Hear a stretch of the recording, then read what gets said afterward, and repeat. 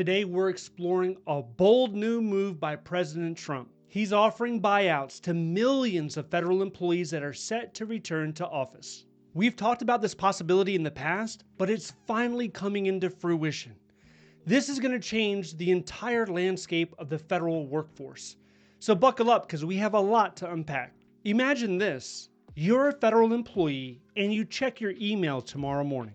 You're greeted by an unexpected email from OPM that says, if you're not ready to return to office, that's okay. Don't come back. Instead, you can resign, effective February 6th, and you will receive your full pay and benefits until September 30th. This isn't just an email. It's a potential life changer for millions.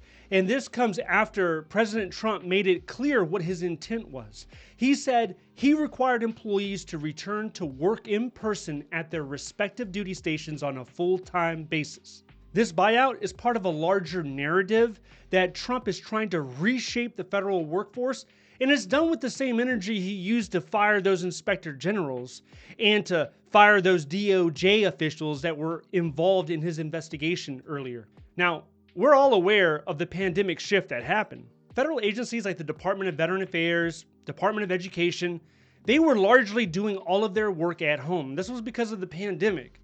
Now, after a few years went by, during the Biden administration, there was a heavy push to get people to come back into the office. But agencies were given a lot of leeway, and every federal agency handled it a little bit different. Some were more aggressive than others. Now, during President Trump's campaign trail, he made it clear he wanted people to come back to work. And what that meant was 5 days a week. And that's what we're seeing happen right now.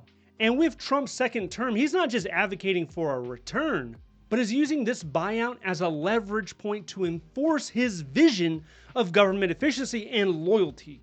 If you do not like Trump, there's a strong possibility you might accept this buyout. Let's look at the numbers. With this buyout proposal, it's anticipated that between 5 and 10% of the federal workforce will accept it. And that equates to 10% of the workforce is 200,000 people. So between 100 and 200,000 employees could be exiting the federal government. And this would be in addition to what attrition is doing to the workforce right now, because we're under a hiring freeze for a lot of positions. So easily you could lose 100,000 or more from the attrition.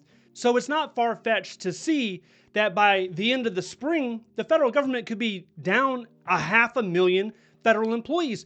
And regardless about how you feel about federal employees, this will impact services at some level. I think everyone needs to acknowledge that. But this buyout isn't for everyone. So who can accept it? There's 4 main categories. You have military members, obviously they can't accept it. Postal service employees, they cannot accept it. Also, anybody working with immigration enforcement or national security. Now, with national security, the first agency that pops up is the Department of Defense. And what role does Department of Defense play in the workforce? They're about 36% of the federal workforce.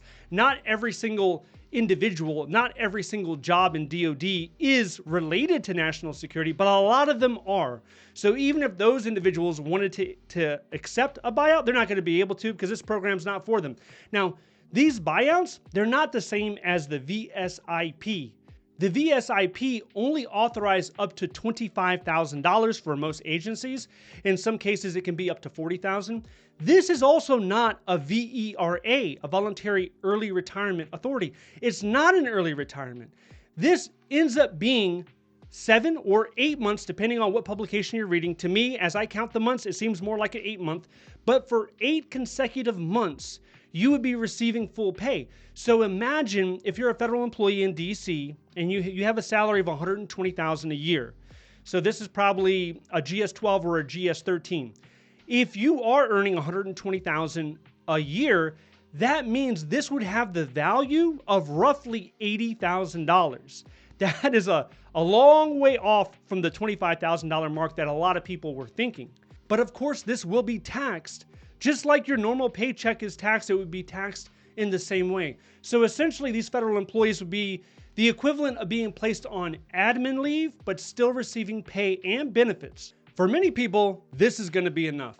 This is going to be enough to push them off the edge for them to jump out of the government, especially individuals with skills, IT skills, or medical skills, or sales skills. If you have a marketable skill where you can jump into the private sector and earn a comparable wage, or sometimes it could be even more, then this is going to do it for you.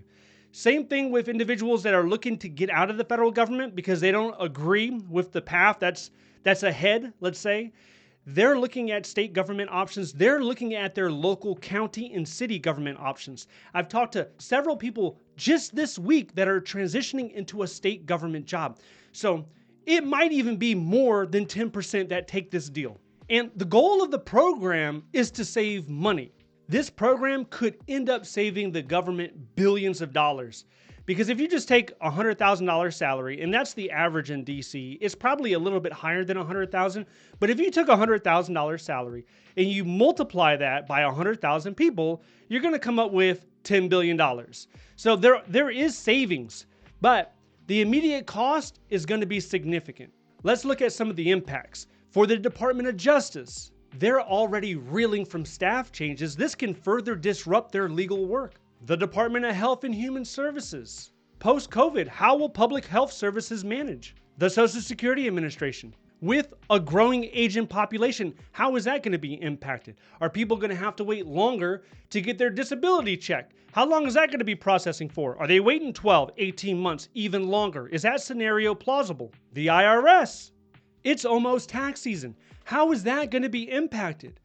People that work at the IRS right now, best case scenario, they're confused. Worst case scenario, they're terrified. Some people will look at this as an opportunity. Some people will look at it as a forced exit. Now, for the past several years, people have built their life around the concept of being able to telework and remote work. So this has impacted over 1 million people more so than the average American can think of. Because think of all the responsibilities that you have throughout the day when it comes to daycare, when it comes to managing other external type chores that you have to do for your household. DC environment is very unique. It's not a regular type city. There is an immense amount of gridlock here. You have federal employees that signed job offers that specifically stated that they were going to be 100% remote. That was the promise. That was what was on the offer when they signed it. And to completely pivot away from that and to take it away, it is a signal of betrayal. And the unions, as you can imagine, they've already filed lawsuit. There's already emails flooding your inbox. If you work for the federal government, if you belong to a union, you've been seeing those strongly worded emails. So there's a lot of legal action up ahead. So what will the future hold? There's several things to consider here. First, you're going to have to see the fallout from the resignations. There's going to be thousands, if not hundreds of thousands of resignations coming up. New appointments, you're going to have vacancies, and some of these are going to be key positions. They're not all going to be the individuals that sit at the cubicles. Some of the leadership is anticipated to resign. You're going to have a congressional response. There's going to be hearings. There will be investigations. There'll be a lot of legal complexities that come along with this. And then public perception. How is this going to look? Will it be seen as a bold step towards modernization or a sign of a political vendetta? One thing that has to concern you, I know it's concerned me, is how far things have swung in the opposite direction. And it's not just with this new administration. You've seen it over the last 10 plus years. You have a Democrat that comes into office and he has his policies and he sets, certain guidelines on how the future should be. And then the very next cycle, you'll have a Republican and it swings in the other direction. And it's extreme. The swings are becoming more extreme, where before it seemed like it was a little bit more in the center. Like, sure, you have your differences, but it's more in the center. And now, think about it. If we get a Democratic president, what's going to happen with all of this? Is it all going to get reversed and then move even further to the left? There has to be an endpoint somewhere. Now, when it comes to this email that was sent out, a lot of people have been talking about the OPM email. This is probably the reason for the email. A lot of people have been asking that question. Why am I getting an email? If you're a federal employee, OPM has been trying to reach out to a lot of federal employees directly Now, that hasn't really been done in the past. Usually they go through the agency, but they're not going through the agency. They're going directly to the federal employee. And my best guess at this point is maybe it has something to do with this buyout. It has something to do with these resignation letters they might be sending. Now, the first one is supposed to go out, or was supposed to go out, Tuesday night. And what I think is going to end up occurring is throughout this week, people will be receiving these letters if you are eligible to accept it. Because part of the verbiage here is you need to accept it before February 6th. That doesn't give you very much time. You have under 2 weeks to talk to your friends, your family, your loved one, and reach a decision on what you want to do.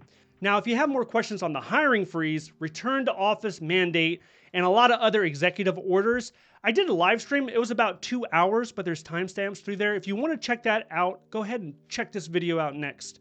If you need to download a federal resume example, check out the links down below. Thank you so much for watching. I'll see you in the next one.